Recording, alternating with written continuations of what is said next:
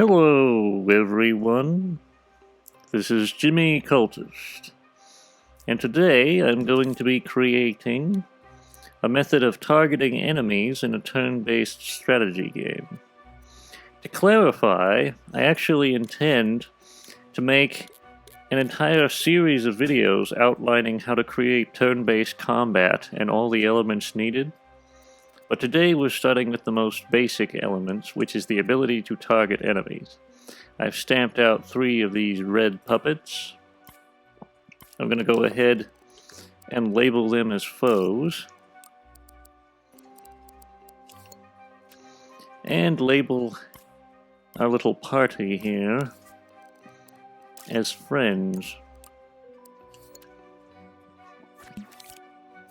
Now, first step is to stamp out a little block. Use stamp shape, use the grid snap, just stamp it out like so. Reduce the detail, you don't want to run up your thermo on the graphics. Make it invisible, non-collidable, low physics, no imp interaction. Slide it up just a little bit.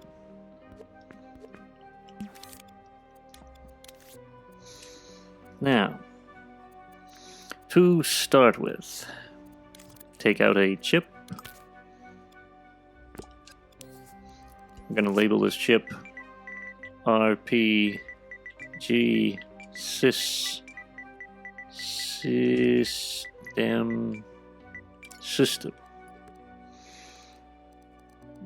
You could, make it whatever color you please, but this is what it's going to look like. Open up the chip with L1 and X. You can close it with L1 and circle if you want to. Now, one thing I want to get into real quick before we start adding logic is have the enemies spaced far apart from one another. This will be important later, but you don't want the enemies too close together. I'll probably explain that in a future video. Anyhow, let's take out another chip. This chip we're going to label controls.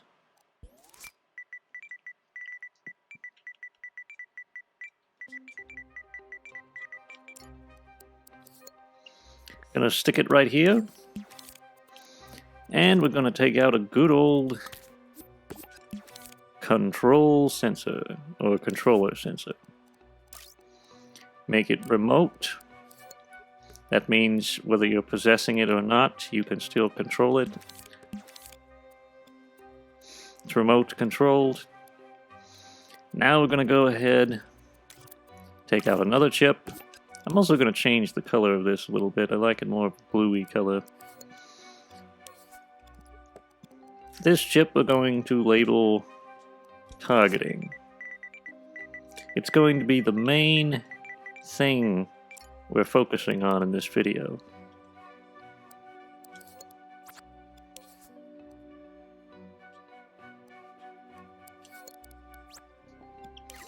Okay, so now that targeting is arranged and open, I'm going to start by stamping out a node.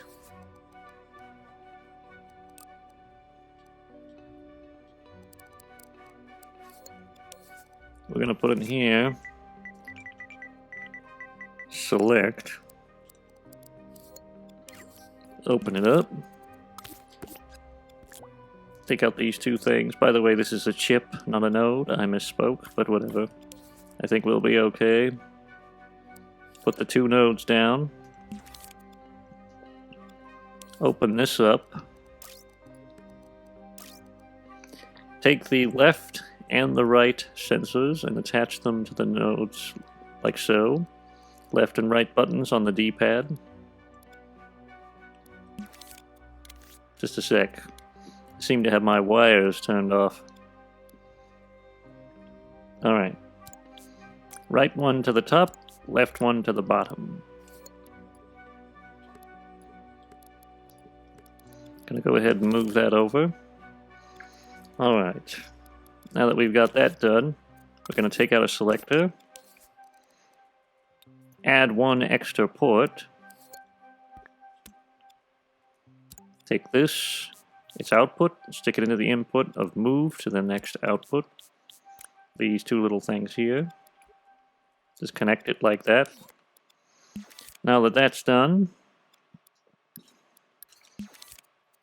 we're going to take out a zone, which will come in handy later. It may not be important in this particular video, but just keep it in mind. It's going to be labeled back. Set it to in scene. And we're going to take a keyframe, which we will toy around with later, but for now it's going to be blank.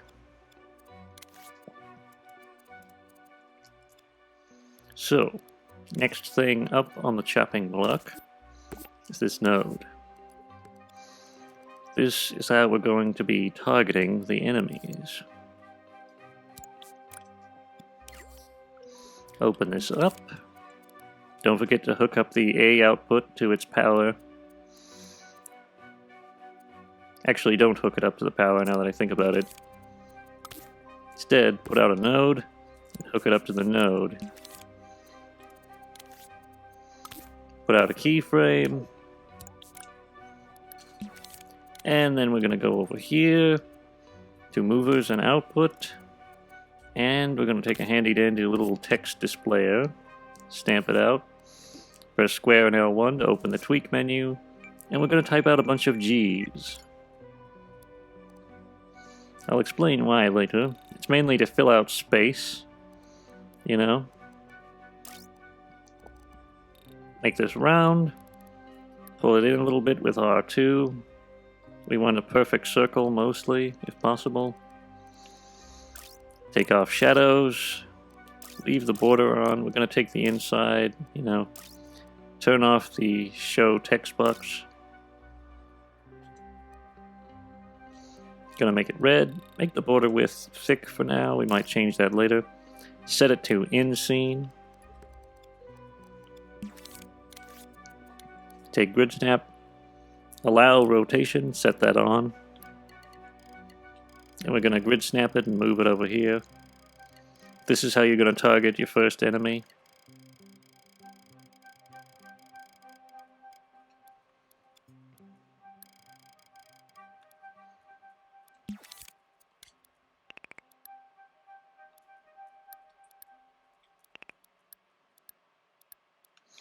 Alright, it's in position.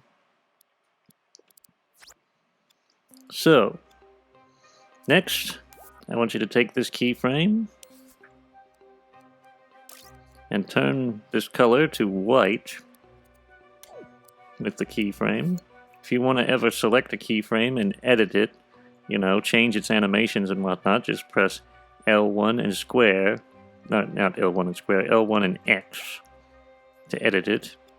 And then you can safely edit whatever you want, and when you're done, just press this little stop recording button. But anyway, that is the first element. Now we're going to copy these out.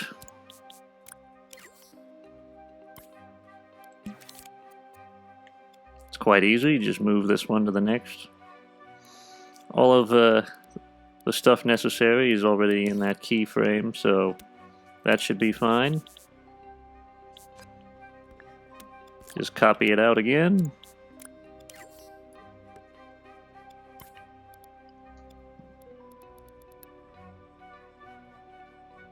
Move it over.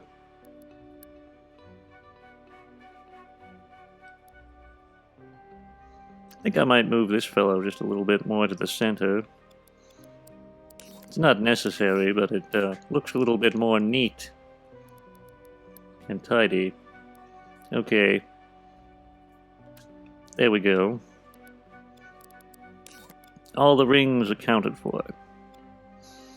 Now you're going to want one other little thing. You're going to want a zone.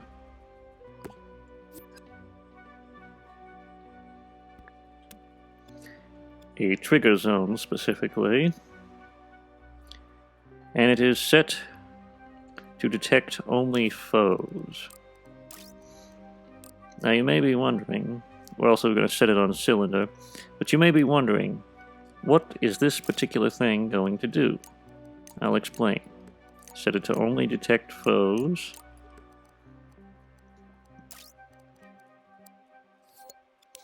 We're going to go ahead and use grid snap to flip this up like so and move it over to the enemy. Make it kind of small so that it only detects the enemy itself and nothing else beside. Alright, so to explain what this is going to do, we're going to hook it up to the power of this chip. So this means that when this enemy has been dispatched, you will no longer be able to select him. And in a turn-based strategy game, when the enemy's dead, you know, you usually don't want to be able to select a dead enemy. There's a few games that actually allow you to do that. There's some of the older Final Fantasy games allow you to attack the air for some reason. It's not something I understand, but it's not important. I guess if you want to recreate that system, don't bother with this zone, but I prefer to have it so that you don't attack enemies that are dead. Anyway, that's pretty much it for this half of there. But I've got to get this block, copy it out, only for convenience. We don't want to create a new sculpt. I'm going to take this red block, slide it over to be in front of the enemy. Now what this is important for is this going to allow, when your character is attacking, this will make it possible for him to run up to the enemy and target them directly. Or if he's shooting at the enemy, it will allow him to target him that way. Stamp out a little tag, turn off the power in advance, and label the tag target.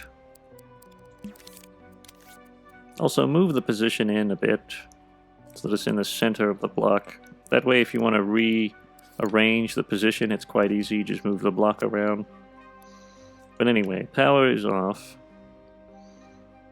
I'm going to go ahead and copy this out. Now for selecting which one you can attack, it's quite simple. All you gotta do is take this keyframe and turn on the power to the targeter.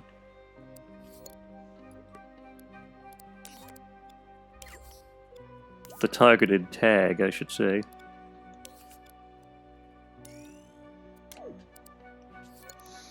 And basically these, once the enemy is dead, it will no longer have an active target. So it's nice and convenient.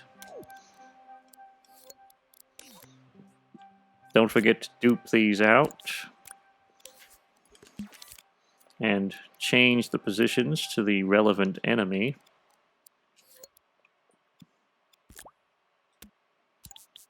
Nice and handy.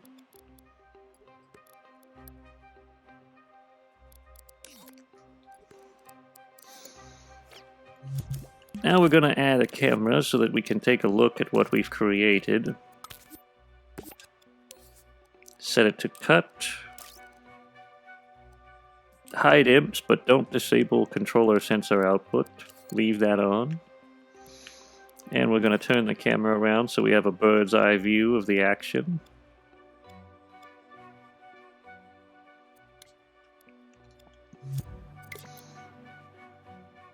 And we can use left and right on the D-pad to select enemies. I'm going to change one little thing. I'm going to swap outputs. Probably best if left goes back up and right goes down, based off the orientation. There we go, that's much better. But yes, we have the ability to target enemies now. We have no attacks or menus, but all that good stuff is to come in later videos. Hopefully, you found this particular video helpful. And if there's any information that you'd like to see done next, we plan on doing character selection and how to program attacks in the future. So stick around for that. This creation will be remixable after this video comes out, so if you want to mess around or use it in any way you see fit, feel free to do so. Check the description for information on how to find it in Dreams. If you enjoyed this video, don't forget to leave a like and subscribe. And if you want to support us, check the links in the description to our art pal and our coffee. You can also follow me on Twitter if you like Dreams content and unique and entertaining takes. In the meantime, goodbye.